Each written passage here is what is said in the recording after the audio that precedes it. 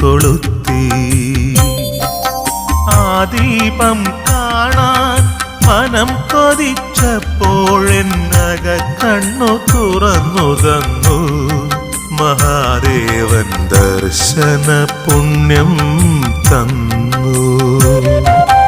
ആ ദീപം കാണാൻ മനം കൊതിച്ചപ്പോഴെന്നക കണ്ണു തുറന്നു തന്നു മഹാദേവൻ ദർശന പുണ്യം തന്നു. കറുപ്പു നിറമുള്ള കരിങ്കല്ലിൽ തീർത്തൊരു ശിവലിംഗത്തിനുള്ളിലാരോ